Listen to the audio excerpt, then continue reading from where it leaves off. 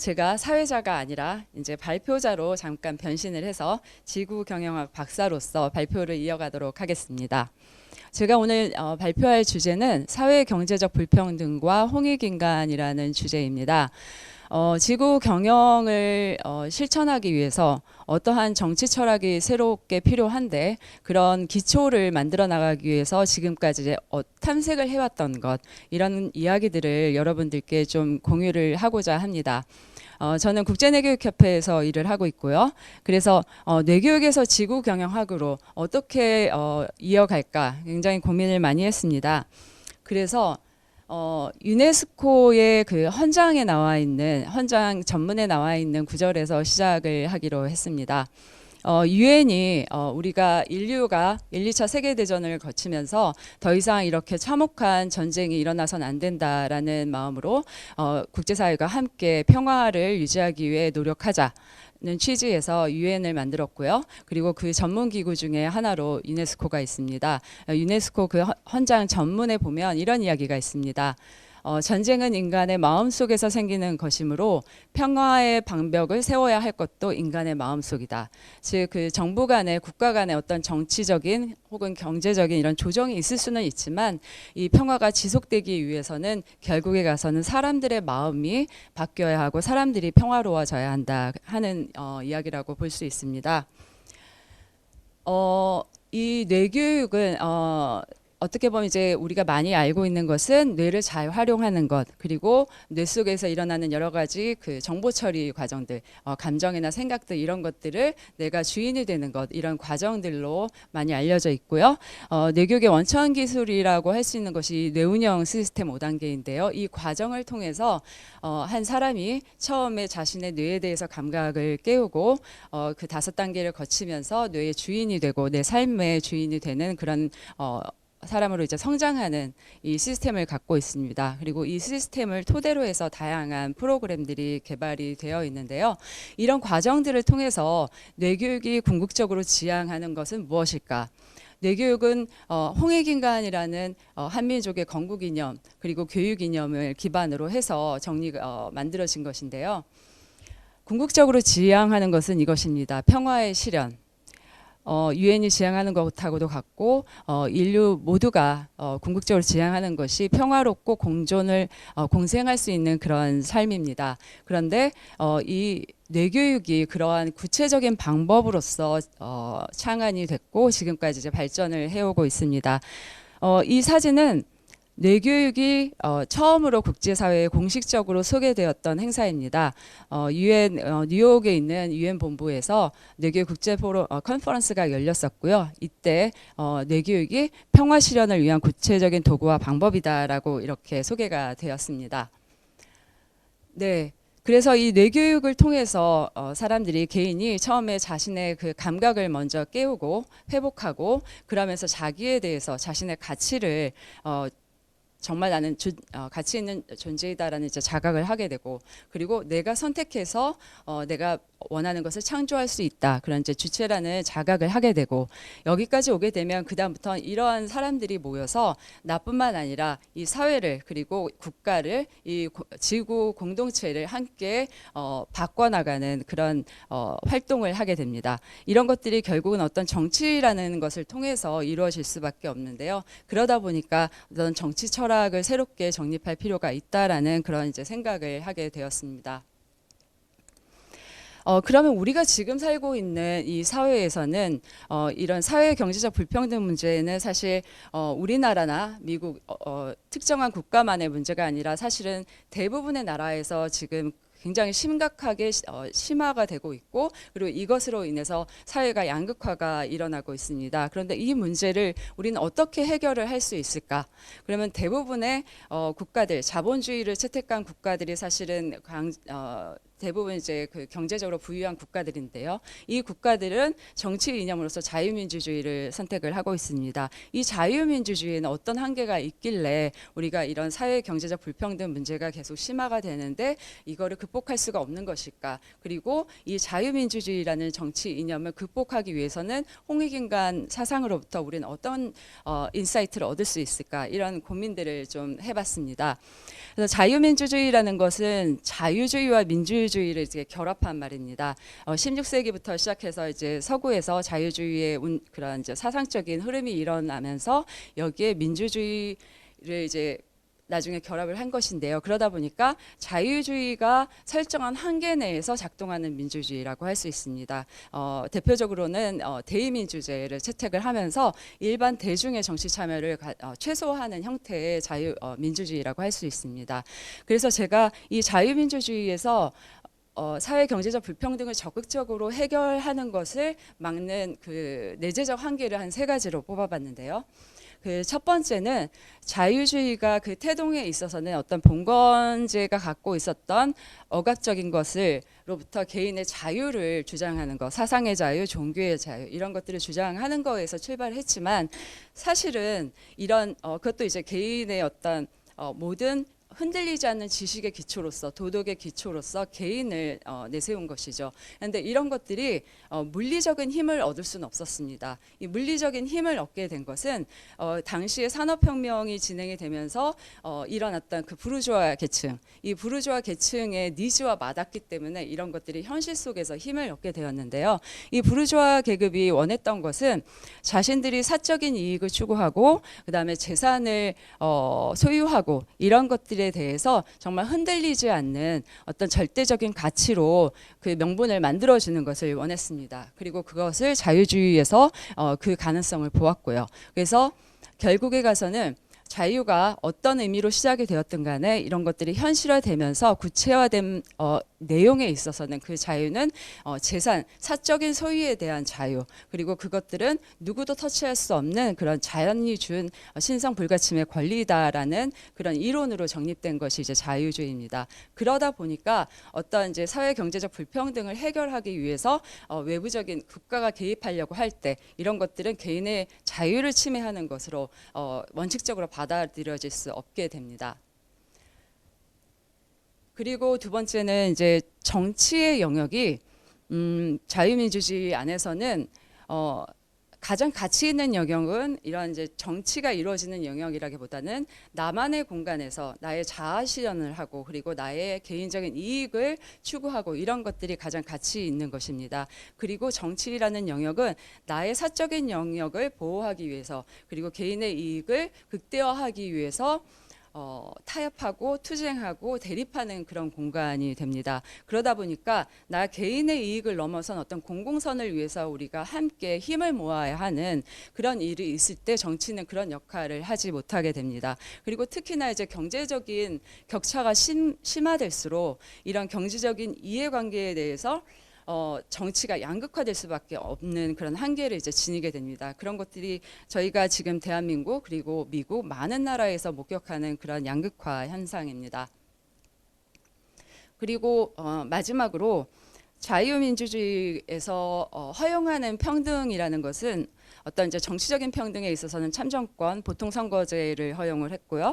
그리고 경제적인 면에 있어서는 기회의 균등을 내세웁니다. 이 기회의 균등이라는 것은 원칙적으로는 모든 사람이 평등한 그 기회를 가지고 있고 그리고 노력한 만큼, 능력만큼 보상이 주어진다라는 것을 전제로 하고 있습니다. 하지만 실제적으로는 사회 경제적으로 우위에 있는 사람들이 그런 경쟁의 기회를 독점하게 되고 그러면서 지금 여러분들이 많이 목격하고 있는 것은 이 계층 간의 이동을 어렵게 하는 그런 잠금 현상이 나타나고 있습니다. 그러면 이거를 해결해야 되는데 근데 가장 극단적으로 여전히 경쟁에서의 이런 성공과 실패는 성공을 했으면 나의 노력과 능력이 좋아서 그런 거고 실패했어도 그것은 개인의 문제다라고 개인의 문제로 이제 환원을 해버립니다. 그러다 보니까 어떤 그 승자와 패자로 대립하는 양극화를 불러일으키고 공동의 선을 위해서 노력할 수 있는 그런 사회적 분위기가 형성이 될 수가 없게 됩니다. 이런 것들을 마이클 샌델 같은 경우는 이제 능력주의의 포갑이라는 말로 또 표현을 하기도 합니다. 그러면 홍익인간 사상에서는 어떻게 이런 사회 경제적 불평등 문제를 바라보고 새롭게 바라보고 해결할 수 있는 그런 철학적인 기초를 우리가 찾아볼 수 있을까 이렇게 생각을 해볼 수 있는데요. 홍익인간 사상에 대한 연구는 굉장히 다양한 측면에서 이제 접근을 할 수가 있습니다. 역사적인 측면도 있고 철학적인 측면도 있고. 하지만 제가 오늘 이제 여러분과 나누고 싶은 이야기는 근대 정치 사상에서 좀 독특하게 창조적으로 발전했던 사례입니다. 왜냐하면 홍익인간 사상은 굉장히 먼 단군 조선 시대 몇천 년 전에 있었던 것이라 나랑은 굉장히 멀게 느껴질 수 있는데 이런 것들이 그게 아니고 현대적으로 재해석이 됐을 때 어떤 의미를 가질 수 있는지 이 두 분을 보고서 알 수 있고 이걸 통해서 우리가 지구 경영에 필요한 정치 철학의 기초는 어떤 것들이 있을 수 있을지 좀 생각을 해볼 수 있기 때문입니다. 그래서 첫 번째로 이제 조소왕 선생인데요. 조소왕 선생의 삼균주의는 요즘엔 이제 중고등학교에서도 조금씩 배우기 시작을 하는데요.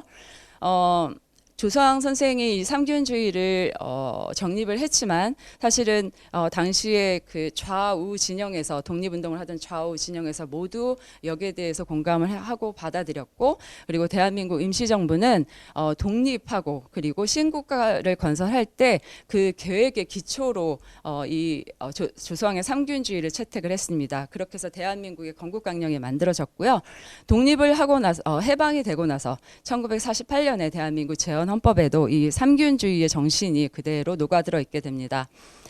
조소왕은 이 삼균주의를 제안을 하면서 이 근거를 어떤 서구의 민주주의나 자본주의나 아니면 사회주의나 이런 데서 찾지 않고 철저하게 한민족의 역사 속에서 찾고자 했습니다. 그래서 그것을 홍익인간 이화세계라는 단군 조선의 그 건국 이념에서 찾았고요. 홍익인간, 널리 인간을 이롭게 하라, 세상을 이롭게 하라. 우리가 보통 이렇게 뜻을 풀이를 하는데 이것을 균등하게 하라라고 창조적으로 재해석을 했습니다. 그래서 그것을 기반으로 해서 이제 삼균주의가 정립이 되게 되었습니다.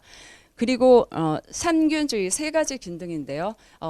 개인에게 있어서는 정치, 경제, 교육의 균등을 추구하겠다는 것입니다.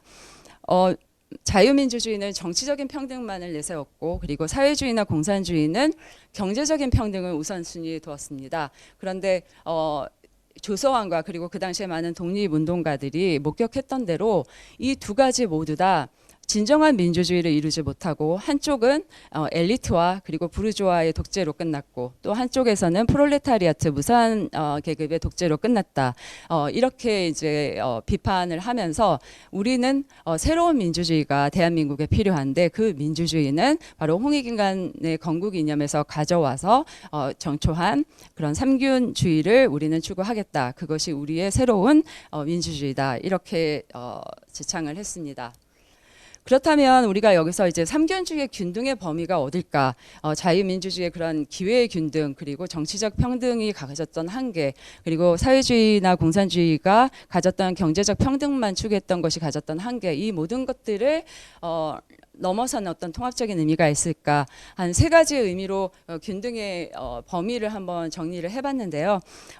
많은 이제 정치학자들이 조소왕의 삼균주의를 굉장히 이제 사회주의적으로 해석을 합니다.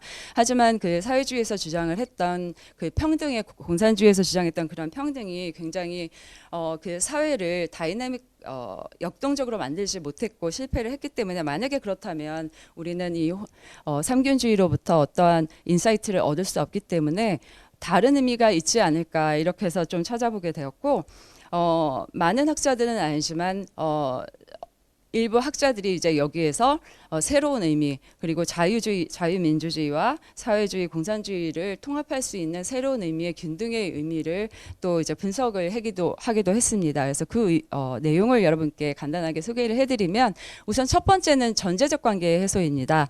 아무래도 이제 삼균주의가 나왔던 그런 시점에서 조소왕의 역사를 꿰뚫어서 봤을 때 봉건제 그리고 왕정 여러 가지 상황들 속에서 많은 대부분의 백성들은 계속 노예의 상태에 있었고 그리고 일제 시대를 거치면서 또 대부분의 대한민국 국민들이 일제의 일본 제국주의의 노예로 전락을 했다. 그래서 우선은 이 전제적 관계를 해소하는 게 삼균주의 균등의 첫 번째 내용이 되었습니다. 이것은 모든 사람이 정치적으로나 그리고 경제적으로나 그리고 교육의 기회에 있어서 평등한 주체가 되는 것 이것을 목표로 하는 것입니다.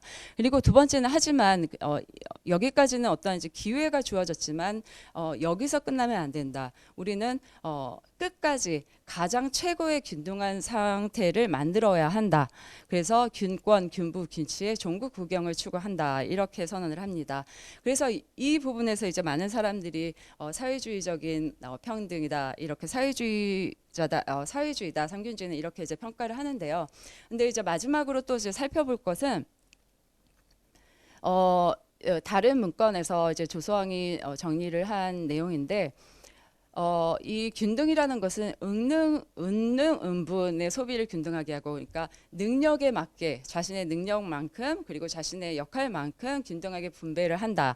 그러니까 약간 이제 이런 것을 보면 자유민주주의적인 그런 분배의 개념인데요. 하지만 거기서 그치면 안 되고 만약에 내 능력을 제대로 발휘할 수 있는 조건이 지금 되어 있지 않다면 그리고 그것을 키울 수 있는 조건이 되어 있지 않다면 그 능력을 키워서 내가 주체적으로 자력 발전할 수 있는 상태까지 만들어주는 것이 국가의 역할이고 제도의 역할이다. 이렇게 보았습니다. 이렇게 세 가지를 이제 합쳐서 놓고 보면 결국은 이 삼균주의를 통해서 추구하는 이 균등의 범위는 자유민주주의에서 추구했던 어떤 소극적 의미의 평등의 개념과 그리고 사회주의 공산주의에서 추구했던 어떤 경제적인 평등 이 모든 것들을 합쳐서 가장 실질적인 평등을 추구함과 동시에 그 사회에 역동성을 잃지 않게 하는 그런 균형점이 여기에 있지 않을까. 그리고 이런 인사이트를 가지고 지금 21세기의 사회 경제적 불평등 문제를 바라본다면 우리는 좀 더 다른 정치 철학을 가질 수 있지 않을까 이렇게 좀 생각을 해보게 됩니다. 예를 들면 기본소득제 이제 한 가지 사례만 들고 이제 빠르게 넘어가려고 하는데요. 그 불평등 문제 때문에 경제적 그 불평등 문제 때문에 지금 많이 이슈가 되고 있는 게 기본소득제이고 그리고 앞으로 기술 혁신이 인간의 기술 혁신의 방향이 인간의 노동을 대체하는 방향으로 계속 발전을 하고 있기 때문에 일자리는 계속 줄어들 것이라고 예측이 되고 있습니다. 그렇다면 이런 상황들 속에서 기본소득제는 필요할 수밖에 없다라는 것이 이제 많은 사람들의 중론이고요. 이 기본소득제를 그러면 시혜의 개념으로 바라볼 것이냐 복지의 개념으로 바라볼 것이냐 그렇지 않다는 것이죠. 이것은 모든 사람들의 균등을 실현하기 위한 그래서 능력을 개발해서 자력 발전이 가능한 상태를 갖추기 위한 도구로서 바라볼 수 있겠다. 그리고 그렇게 바라봐야 한다는 것이 우리가 지구 경영에서 출발하는 그런 정치 철학으로 본다면 이렇게 준비를 해야 되지 않을까 이렇게 좀 정리를 해봤고요. 기본소득에서 사람들이 제일 많이 걱정하는 건 그리고 공산주의 사회에서 목격했던 것은 노동과 상관없이 내가 돈을 받는다면 사람들이 그런 도덕적인 해이가 나타나지 않겠느냐라는 것입니다. 그런데 이런 것들 때문에 기본소득 실험이 굉장히 많은 나라에서 진행이 됐는데 가장 대규모로 장기간 진행이 됐던 곳이 미국에서 오픈 AI가 주도했던 실험입니다. 여기에 대한 이제 결과가 작년에 발표가 되었고 또 후속 발표들이 계속 있는데요. 숫자만 놓고 보면 노동 시간과 그리고 노동으로 인한 소득이 그 기본소득을 받았던 사람들에게 있어서 계속 감소했기 때문에 이것은 도덕적인 해이를 불러일으키고 있다 이렇게 해석을 할 수도 있지만 이 연구에 참여하고 있는 연구자들은 이 결과를 인터뷰와 같은 이제 질적 연구 데이터들을 통합해서 좀 더 다르게 해석을 합니다. 이 기본소득이라는 것이 경제적 안정성을 제공을 해줬기 때문에 내가 좀 다른 선택을 할 수 있게 된다는 것이죠. 일자리에 대한 자기결정권이 커지게 되었다. 이렇게 해석을 하기도 합니다. 이렇게 본다면 우리가 우리 삼균주의에서 아까 이제 말씀드렸던 그런 균등의 의미로 돌아가서 본다면 그런 균등을 잘 실현할 수 있는 그런 제도가 될 수 있다. 이런 이제 생각을 하게 됩니다. 그리고 이제 부차적으로 한 가지 더 말씀을 드리면 이 기본소득은 그래서 실제로 지금 당장 필요하다고 하지만 그러면은 실제적으로 실현을 할 때 이제 문제가 되는 건 이제 재원 마련에 대한 것이죠. 그리고 이 재원 마련에 대해서 이 기본소득에 있어서 가장 이제 세계적인 권위자로 알려진 판 파레이스는 이렇게 이야기를 합니다. 우리가 우리의 능력을 가지고 그리고 우리의 노력으로 만들었다고 하고 있는 많은 재산과 소득들이 돌이켜보면 사실은 우리들의 노력만은 아니었다. 우리 인류가 공동으로 소유하고 있는 아니면 우리 함께 누려할 그런 공동의 자원을 사용함으로써 만들어진 가치들도 포함이 되어 있다. 그리고 거기에 대해서는 수수료를 내야 한다. 그리고 그것을 우리 모두가 함께 공유하는 방향으로 공생하는 방향으로 나아가야 한다. 이렇게 제안을 한 것이죠. 그래서 그런 공동의 자원에 대해서 가치를 세금을 매기는 것 여기에 대해서는 이제 많은 논의들이 있고요. 여러분들은 이미 이런 세금들에 대해서 이미 논의가 있다는 걸 또 들어보셨을 것 같습니다. 이런 이제 인식의 전환도 좀 필요한 것 같습니다. 네, 그리고 마지막 이제 한 가지는 지구 경영을 실천하기, 지구 경영을 위한 이제 정치 철학에 있어서 만들어가는 데 있어서 이 정치의 개념이 또 바뀌어야 할 필요가 있습니다. 아까 맨 처음에 이제 말씀드렸던 게 자유민주주의에서 정치라는 것은 굉장히 사적인 의미를 갖게 되었다, 사사화되었다 이렇게 말씀을 드렸는데요. 하지만 홍익인간 사상에서 우리가 다시 돌아가서 보면 정치는 원래 그런 의미가 아니었다라는 것이죠. 그래서 이것을 이제 새롭게 홍익인간 사상을 해석을 해서 대한민국에 필요한 새로운 민주주의로 제안을 했던 분이 민세 안재홍 선생님입니다. 이분은 이제 그 단군 조선부터 이렇게 내려왔던 화백, 이두로 표현했을 때 화백이고 순 우리말로는 이제 다살이라고 하는데요. 그래서 한민족의 그 홍익인간 정신, 홍익인간 사상의 이 다사리 정치 이념이 바로 우리가 지금 추구해야 할 신민주주의다 이렇게 제시를 했습니다. 이 다사리라는 말은 모두 다 말하게 한다, 다 살해요 이런 말도 포함이 되어 있고 그리고 다 살리다. 그 민세 선생님의 표현을 빌면 만민공생을 이야기하는데요. 이 말이 다 포함이 되어 있다라고 이렇게 이야기를 합니다. 그래서 정치라는 공간은 모든 사람들이 평등하게 참여를 해서 그리고 그 목적은 누구 이해관계의 그런 대립과 투쟁이 아니라 모두가 함께 공생할 수 있는 그런 공동의 공동체를 만들어 나가는 것이다. 이런 것이 홍익인간 사상에서 우리가 창조적으로 발전시킬 수 있는 민주주의의 모습이 아니겠느냐 이렇게 우리가 또 생각을 해볼 수가 있습니다. 그래서 지금은 좀 이제 단편적으로 제가 이제 스케치를 하는 수준에서 여러분들께 좀 공유를 드렸습니다. 이 지구경영학이라는 학문이 이제 새롭게 계속해서 이제 발전되어 나갈 텐데요. 이런 정치 철학을 또 만들어 나가는 데 있어서는 그 기초에 있어서 우리가 살고 있는 자유민주주의에 되게 자연스럽게 당연한 것으로 받아들였던 자유, 개인과 공동체의 관계에 대한 재설정도 필요하고 균등에 대한 의미도 새롭게 설정이 되어야 하고 그리고 나아가서 이제 정치의 역할과 의미에 대해서도 새롭게 설정해 나가는 그런 과제들이 필요하다 이렇게 좀 보여집니다. 네, 그럼 여기까지 해서 제 발표를 마쳤습니다. 네, 그럼 이제 다시 사회자